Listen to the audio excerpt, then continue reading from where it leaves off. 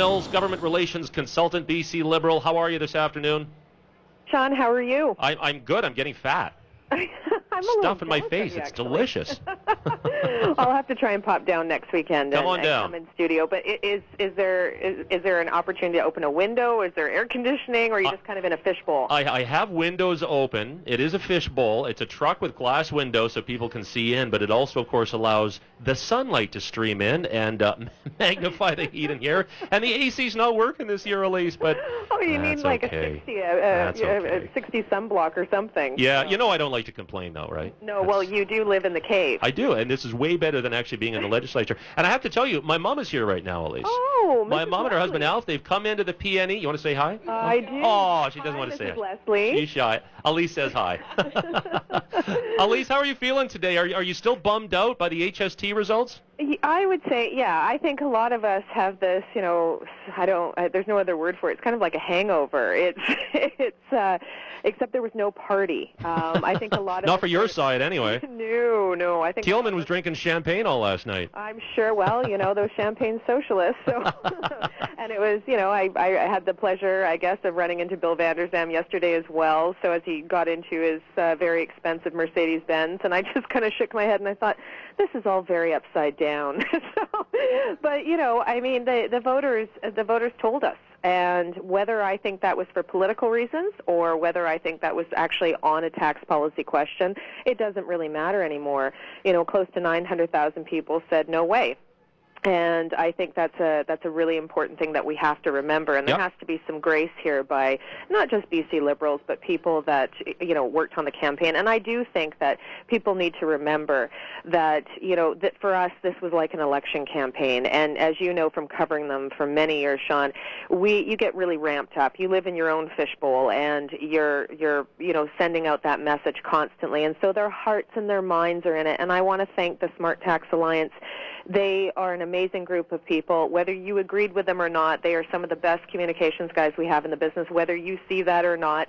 And they just gave so many hours, and to many BC Liberals that came out and supported the Smart Tax Alliance and gave their hours as well. So, but for me, 2 years, 1 month, we're done. Yep. Yeah, so actually we're not done, but now we're talking about something different, and that's good too. I think I said to you in the beginning of all this when I started on your show, what concerned me the most about the HST is sort of the lack of public interest directed at other policies or other, departments like education and health. And we really do need to talk about reform with education.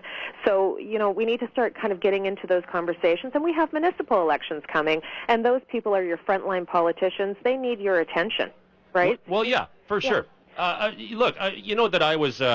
in the end, a reluctant supporter of the HST. I voted no. That said, I don't have any hard feelings about the thing. I think more than anything else right now, Alise, I'm reflecting on the historic nature of what happened. We had Canadian voters, British Columbian voters, but for the first time in Canadian history, speaking up and telling government, no, we don't want this. We want you to take this tax away, go back to the old way. And I just think that's remarkable. 2 years ago, there was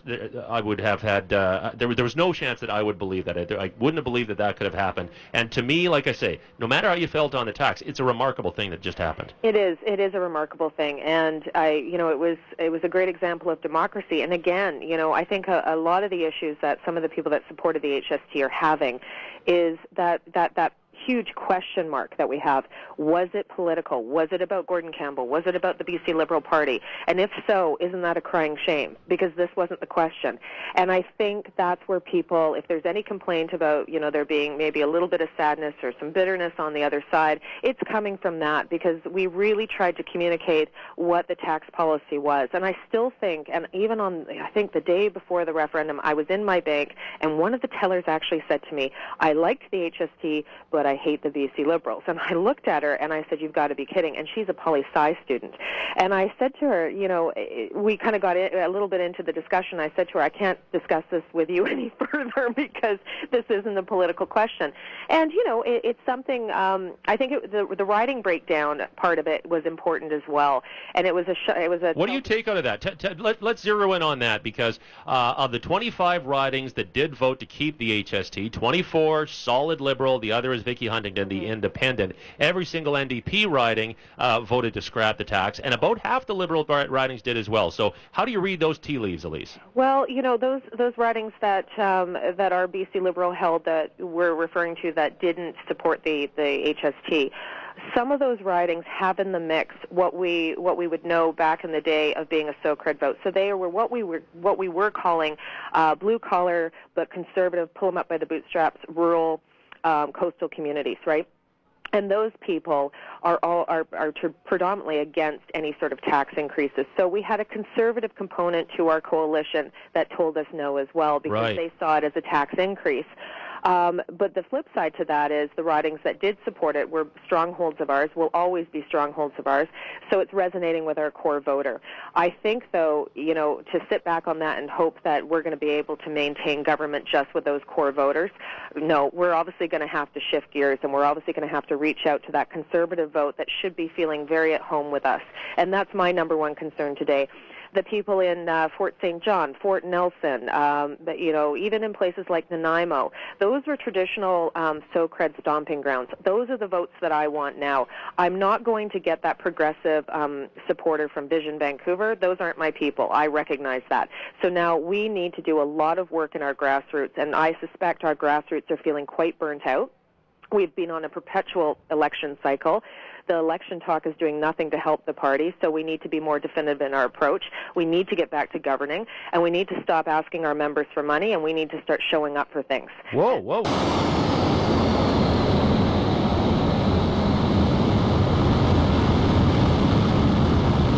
Whoa, whoa, whoa. Okay, so you're talking about Christy Clark, because yesterday she wouldn't rule out an election, and then she sent out a fundraising letter just a couple of hours afterwards. And the feedback from the membership was a collective groan and cringe. And I think that letter's timing was terrible. I think the tone was fine. It's the same sort of campaign stuff we hear, and it wouldn't be unusual to see it. But I think the timing, we've just lost an HST vote. Everybody's standing in a circle wondering, who participated in the loss. How, you're doing the autopsy of the loss. We're going to take this loss as a collective group. We don't pull each other apart, and that's not how it works in our party. But there needed to be some time to step back and say, you know what, that is not the time to send out a letter.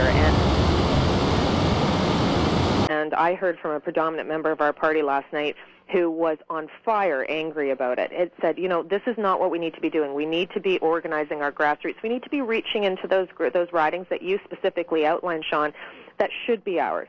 There shouldn't be a reason why those ridings are not going to stay BC Liberal, and or some ridings are not voting BC Liberal. So we need to recognize that group that seems to be sort of bordering, could go with John Cummins, could go with a conservative vote. Could stay home, yeah. And stay home, because I actually, and I'm sure John Cummins is a really nice guy. I did agree with a lot of what he said yesterday on the HST, but I don't think he's a charismatic leader. I don't think he's going to attract the modern young Tory, sort of the blue Tory that we see in some areas like the Metro Van area. You might see them in Toronto, those traditional blue Tories. We want those. John Cummins isn't going to support them. But we also want the guys that are in the dirt ministries that used to vote SOCRED. We want those guys as well. And we want those families to know that this is the party that they need to come to, and that the HST, we're turning the page on it. We made a terrible mistake. The implementation was so awful. It's embarrassing. But I have to say that, coming out of that, at almost 46%, it's quite amazing. Do you remember it was 90% of British Columbians that did not want the tax? Oh, I know. It's been a heck of a turnaround in terms of those numbers, and you have to wonder if maybe the referendum was a few months down the road yet, if they would have got over it. But stand by, Alise. I must take a commercial break. Alise Mills, my guest, pundit and government relations consultant. What do you think? The Premier yesterday would not rule out the fall election. Alise just saying, you know what, it's time to put the campaigning behind us for a while. Get down to governing. 604-280-9898. You agree or disagree? And what do you think about the HST results? Star 9898 on your cell phone. Long distance toll free 1-877-399-9898. You're listening to CKNW News Talk 980.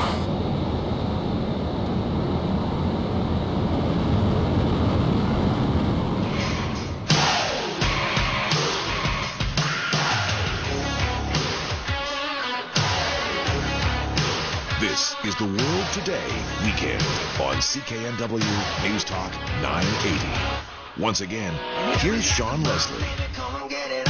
Living like a lover with a red iPhone. Looking like a tramp, like a videogram. Demolition woman, can I be your man?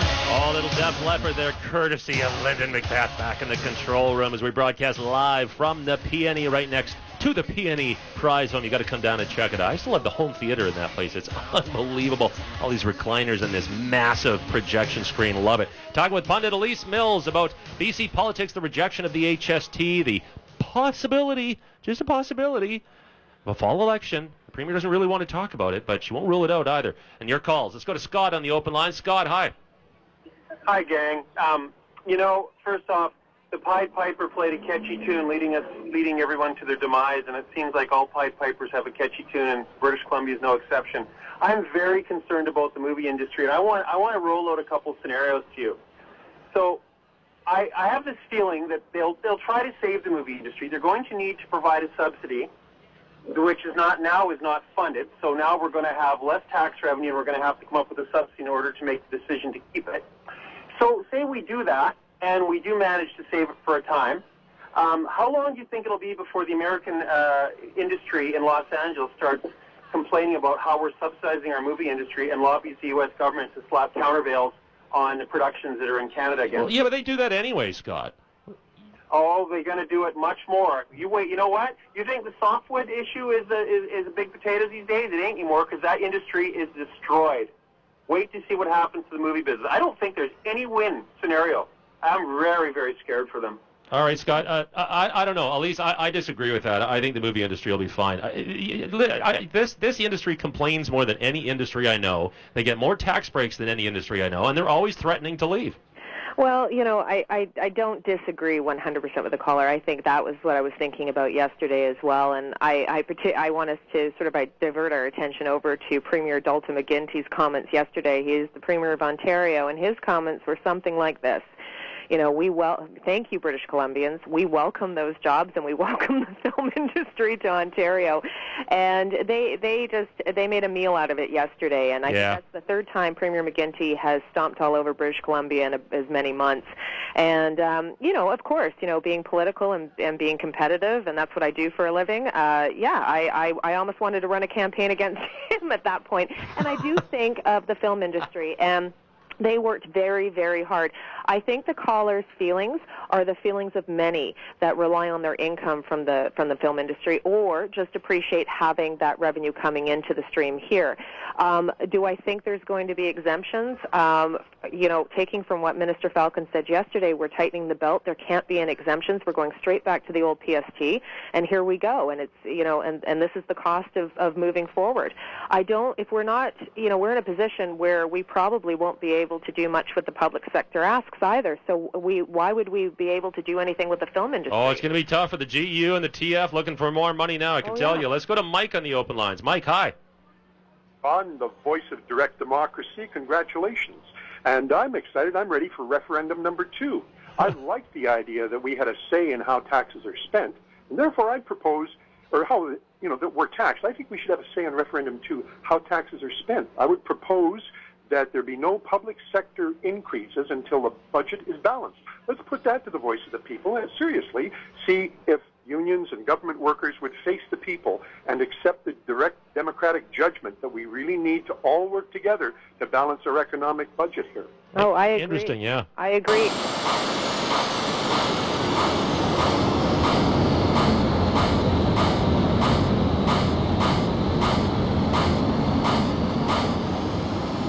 I agree, and I think that, one of the things that's going to be interesting is as the BCTF, lots of their members, even the Vancouver School Board, Patty Backus, the chair of the Vancouver School Board, they campaigned heavily against the HST. Yep. They are going to be the first ones with their hands out. And yesterday, I put this out on Twitter. They better not be asking for anything much more. When we're talking about education, I think the real focus now needs to be things that don't include contract negotiations. And I think what British Columbians and families and parents of our kids really want the BCTF to understand is that we can talk about education reform, and they don't need to hear contract negotiations. Education reform isn't about labor. education reform is about providing the best education we can and the best quality of education we can to our kids in BC, and I think there's a lot of gray area, and I think there's a lot of gaping holes, and these are things that government can do with the resources that we have. We can actually take a step forward and be prepared, for some political fallout, but we need to be brave, and I think Kevin Falcon had his game face on yesterday. I think we can expect some discussion about many different things, but we need to be able to, start thinking about the things that we can do, and education and healthcare are one of them. Falcon was pretty good yesterday. Let's go to Jimmy on the open lines. Jimmy, hi. Yeah, thanks for taking my call. Sure. I just want to go back to Scott, the first caller. Yeah. Talking about the movie industry. Yeah. That really intrigued me. My girlfriend has been working for the movie industry for 18 years as a scenic painter for IATSE. She's worked on all the movies, and as soon as they brought in the HST, she's got 1 week's work in the last year. Really? That's a fact. And what they did, they got rid of all their seniority, so now she has to apply. Everybody has to apply for every movie. Every time there's a show, they have to go down with, beg for a job. And this guy, Scott, well, I don't know what kind of job he does, but I'll tell you right now, when they had the GST, PST, she had tons of work, and now she's going to lose her condo. And if you want to call me back, and if you want her story, I'll give you my phone number and 1,000 others. Well, we'll put you on hold, Jimmy. We don't need it on the air, but thanks for that interesting call. Let's go to. I just want to jump and get another caller on here, Elise. Let's get Holly on. Holly, hi. Oh, good afternoon. I've been listening to some of these, again, on the movie industry subject. I've been hearing some of these callers crying gloom and doom on this HST with the movie industry. Yeah. We have had movie industry here for many years when the PST, GST, and somebody earlier in the program was just so upset because the movies were all going to go, the film industry is all going to go to Toronto. First of all, we're on the same time zone as LA. We're in the same coast as LA. I think we're going to be fine. Nobody's going to go to Toronto, and the trucks were out all the time. Every time we turned around, there was a movie truck out filming, and that was years of GST, PST. Well, the film industry had spent many years lobbying for a harmonized sales and obviously for countless exemptions as well. Do I think that the film industry is going to pack up overnight and leave town? No. Do I think there's probably going to be a trickle effect over 3 to 5 years? Absolutely, and I suspect there'll be, not maybe a significant loss, but there'll be some job loss. And I think Toronto is a competitive province. Ontario beats us in competition now. So for that type of business, and based upon the fact that they have the HST, they're also going to be working very hard in Ontario because they are in a huge recession out there. That's what, as they lead into the next election campaign, which is in October, that's what they're talking about. That's what they're gearing up about. And, Ontario, the people of Ontario are suffering in a way that people in BC aren't necessarily. So they've got politicians there that have a vested interest in promoting their HST and becoming extremely competitive. Oh, they were licking their chops yesterday. Oh, yeah. It was a little unseemly, actually. There's another problem in Canada if I lived in Ontario, I can tell you who I'd be voting for, and it wouldn't be Dalton McGuinty. But and he's made an enemy out of, I'm sure, lots of British Columbians. It just feels like he unfairly picks on us, and he wades into BC politics. We can take it. We can take it. Elise, we're up against the clock. I hope you come down here next weekend. I hope so, too. All right.